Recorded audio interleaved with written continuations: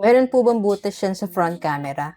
Okay, so ang tinatanong niya is all about sa full screen hydrogel film na install natin before sa ating Infinix Hot 60 Pro Plus. Kasi po ito is na curved screen siya, no? So maganda siyang i-pair sa mga hydrogel na screen protectors. Para hindi umaangat yung gilid niya pag nilalagyan natin ng cases. And then responsive din siya sa mga in-display na fingerprint. So kung gusto niyo po is yung may butas sa front camera, ito po yung marirecommend ko sa inyo, no? So ito po yung isang version na nabili ko online, and as you can see, yan, meron po siyang hole sa front camera. Ganito naman po yung fit niya kapag naka-install. Na-try ko na rin pong i-install to before, and ang maganda po dito, hindi siya madaling umangat kapag nilalagyan natin ng case yung ating phone kasi po, meron siyang konting space dun sa kanyang mga edges. Kaya pag nilagyan natin siya ng case, hindi po aangat yung mga gilid niya. Basta maayos yung pagkaka-install natin.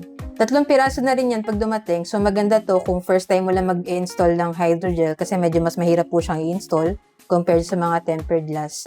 And then may kasama din siyang 3 pair ng wet wipes and then yung kanyang squeegee.